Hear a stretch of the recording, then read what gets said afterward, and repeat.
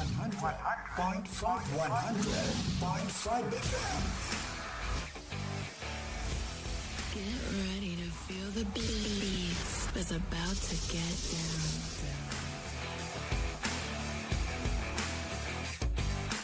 Listen up, baby. Ladies, let go of your man. You're listening to the ladies' favorite DJ. Bringing you the best in hip-hop and R&B. You're getting busy? Are you ready for something new and hot? This is 100.5 FM, your Alaga Radio.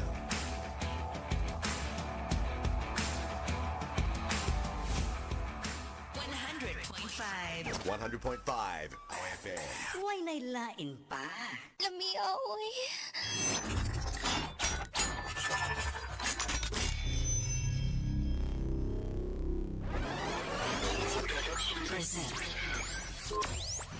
You're in the middle of non-stop good stuff on 100.5 FM.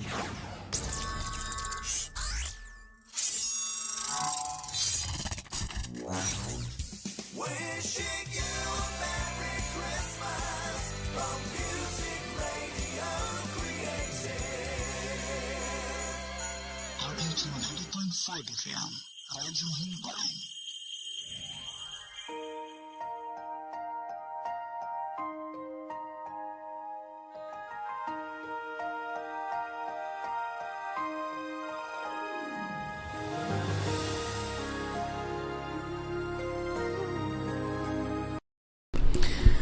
Abyan may nga dira sa imo kag welcome gid sa aton nga palatuntunan ang Ilonggo Daily Light from God's Word Radio Broadcast. Ini nga aton nga programa ginadulong sa inyo sa mga kauturan kag mga kabyanan dira sa Bai City Fellowship Baptist Church kag sa Dumaguete City Cornerstone Baptist Church. Na-intra diri ang mga kabyanan nga bulig financially agud nga ining aton programa kada adlaw ma-replay diri sa Hinubaan Negros Occidental kag bisan pa sa iban nga mga istasyonan sa radyo nga kinatawag naton commercial radio stations.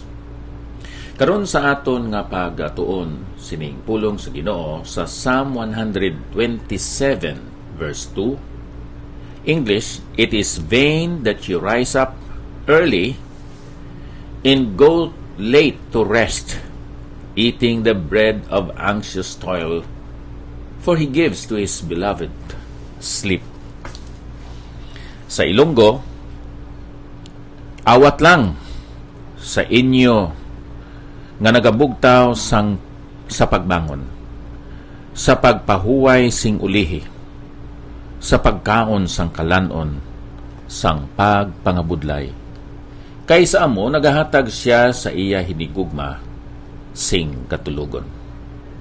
Kung sa aton pa nahimong walay kapuslanan ang pagpulaw sang mga tao,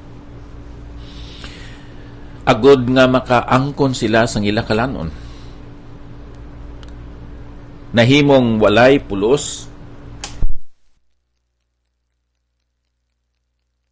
ang ila pagbugtaw sa pagbangon kag sa pagpahuway sing ulihi, sa pagkaon sang kalanon, sa pagpangabudlay.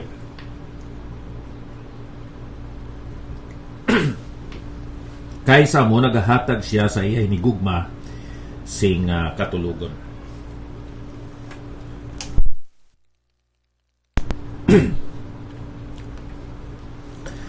Abyan ang aton nga Ginoo nagahatag sa aton sang kahigyunan sa pagtulog.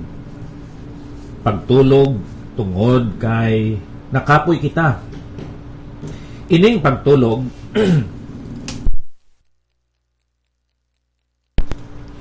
ginplano ini sang Dios sa makatilingalang nga paagi, gintuga niya ang tao hindi lang sa pagpangabudlay kundi sa pagpahuway man, sa pagtulog man.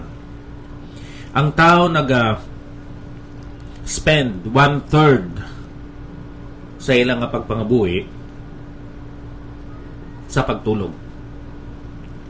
So kung may 24 hours a day, may 8 ka oras sa pagtulog o kung sa pagpahuway.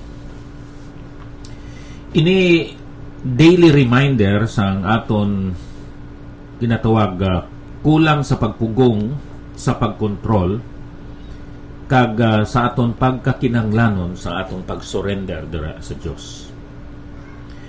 Ang mga mata sang Ginoo wala ni nagapiyong.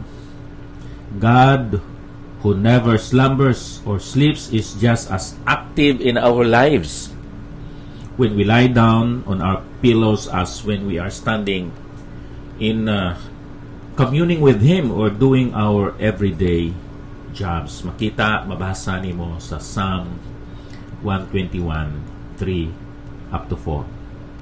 Ining pagkatulog, isa ini kadulot sang Dios. Kag kung ang isa ka tao nagatulog, hindi siya maka-protect sa iya kaugalingon, meaning masaligon siya nga ang Dios amo magabantay sa iya. Hindi siya makatrabaho, meaning masaligon siya sa Dios nga amo ang magatrabaho para sa iya. Hindi siya makabulig sang iban nga mga tao, meaning siya masaligon sa Dios nga ang Dios amo ang magabulig kag bisan pa magabantay sang iya mga hinigugma sa kabuhi. Ang manugsalmo sa Psalm chapter 4 verse 8 nagasiling sa English, "In peace I will both lie down in sleep, for you alone, O Lord, make me dwell in safety." Ang Dios nga nagahatag sang pagkatulog, siya magabantay nga hindi ka madanlog. Siya nga nagabantay sa imo, hindi gid pagatuyuhon. Tanawa, siya nga nagabantay sang Israel, hindi gid matuyo o kon magpiyong sang iya mga mata. Si Ginoong Hesus abyan naghatag sang modelo sa isa ka perfecto o kun balansi nga klase sang kabuhi. May activity kag may rest man. Hindi bala si Ginoong Hesus nagtulog? Si Ginoong Hesus angkon siya sang unod kag dugo agod nga ma-exemplify niya kung paano magkabuhi ang isa ka tawo nga nagasalig sa Dios. Si Ginoong Hesus nagtulog dito sa ulin sang ilang sakayan o kung baruto, mas dako nga baruto, kag nga bisan nag-abot ang mamadlos nga hangin kag dalag ko ang mga balod sa gihapon si Ginoong Hesus dito nagtulog. Siya nagpahayag sa iya mga gitutunan kung paano magsalig sa Dios sa tunga sang bagyo o kon mga mamadlos nga hangin, dalag ko nga balod, kag nga ginpukaw na lang siya sang iya mga gitutunan. Ining pagkatulog abyan, isa ini ka blessing paginhatag sang Dios sa aton. May benepisyo ang pagkatulog sa akon nga usisa kag pagpanuki-duki, no? Siling diri ang pagkatulog may mga benepisyo. Normally whenever a person sleeps, he undergoes rest and refreshment. According to medical articles and research, sa panahon nga ang tao nagatulog, ang iya lawas naga-undergo sang proseso sang detoxification. Detoxification sa liver sa iya nga kidney, kag sa iban pa nga mga organs sang lawas. Kung ang Dios nagtawag sa aton sa pagtulog, siya man magahimuno sang aton nga mga ginakinahanglan nga kaluoy para sa sunod nga adlaw. Ang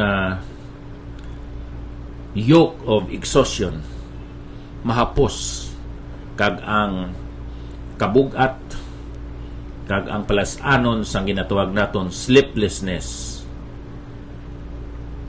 iyang sulbaron subong nga mga kanakan sa Dios. Kung ano man ang aton mga problema, kung kita masaligon dira sa Ginoo, siya magahimuno sa aton mga kinanglanon.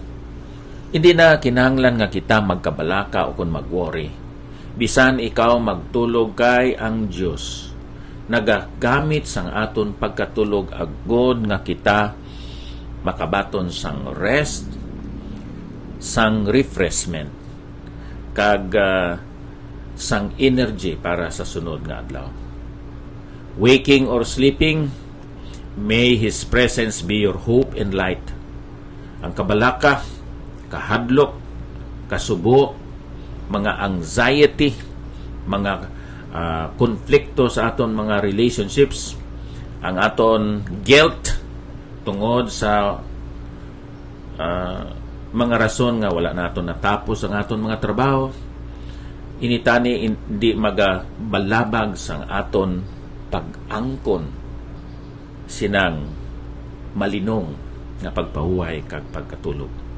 Ang Dios nagahatag sa aton sang bagong nga kusog, sang vitality sa panahon nga kita nagatulog, kag nagatudlo siya sa aton sa pagsalig sa iya nga siya ang maga-restore sa aton, maga-renew, kag sa ginasiling ko na ang proseso sang detoxification sa aton nga mga lawas, kag bisan pa sang aton mga panghunauna sa bisan anong contamination kag insecurities diri sa aton mga panghunauna. Siya magabulig sa paghimuno sa aton mga kinahanglanon sa sunod nga adlaw, kag siya maga-provide sang aton ginakinahanglan sa aton espirituhanon nga pagkabuhi. Now, ang pagkatulog kung kaisa, kung ini mahimo nga sobra, it is no longer a blessing but rather a burden. Too much sleep may be considered a sign of sloth or laziness. Siling sa Proverbs 6:9. Si King Solomon nagsiling, tubto bala sano ang pagtulog mo o matamad? Sano bala ang pagbangon mo sa imo katulugon? Too much sleep may be considered a sign, as I said, sloth, ng tamaran, maluya. Ini nga passage nagapamangkot nga sa sarcastic nga paagi. Gintawag diri matamad ang isa ka tawo nga nasubrahan na sa iya nga pagkatulog. Siya nagahatag sang warning nga ang bisan sino nga nagatulog sing sobra na, wala siya nagatrabaho, magaabot ang panahon nga siya magutuman. Inang Proverbs 31 nagatudlo na nungod sang isa ka asawa nga virtus. Siling sambalan kasulatan, ining babae, ining asawa, sa Proverbs 31 verse 15.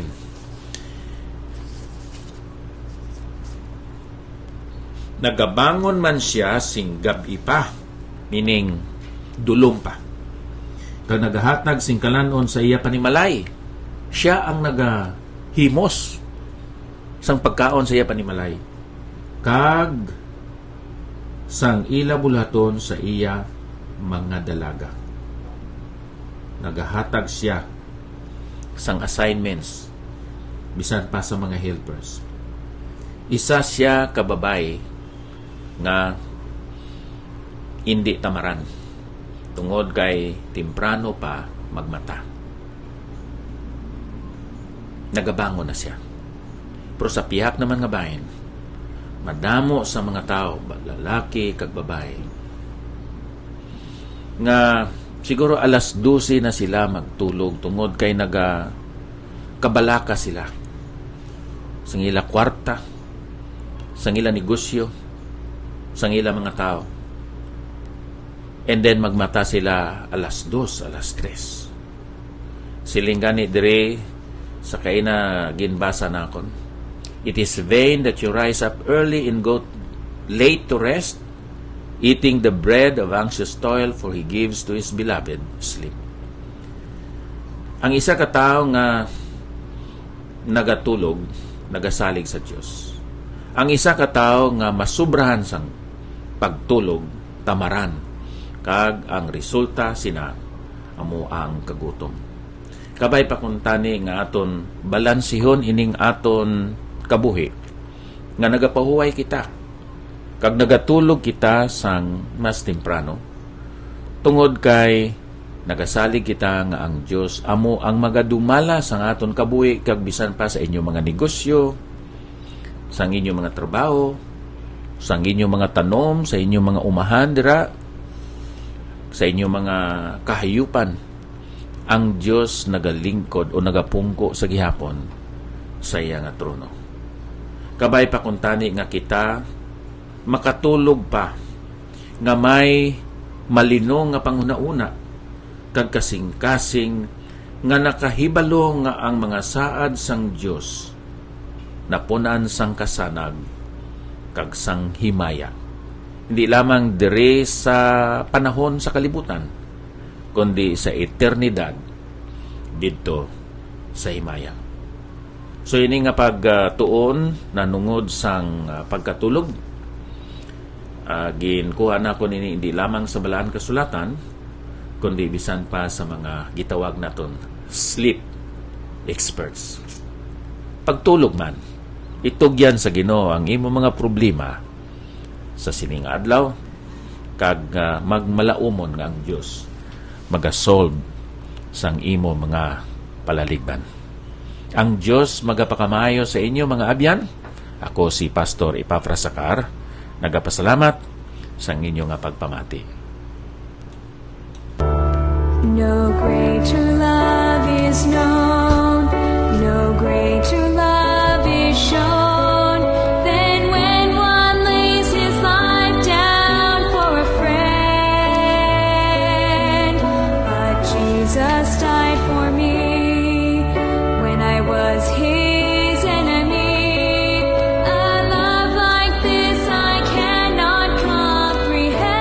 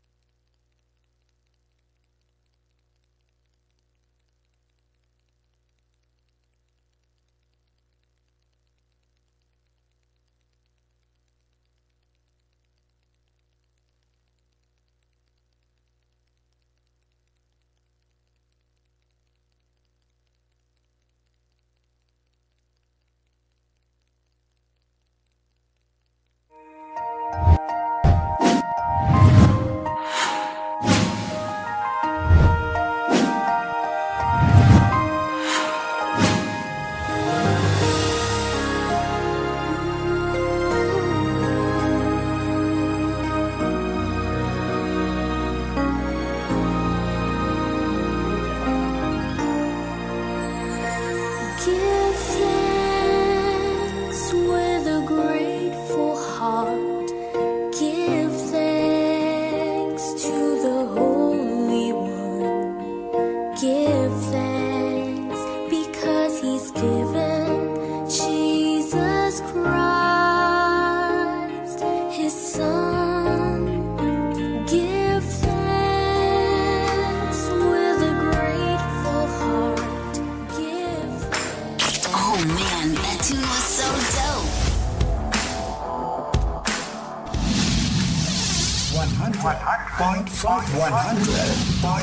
FM. Get ready to feel the beats that's about to get down.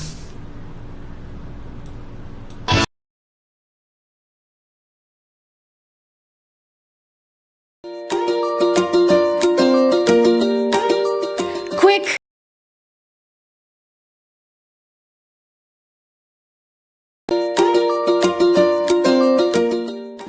Matthew chapter 10.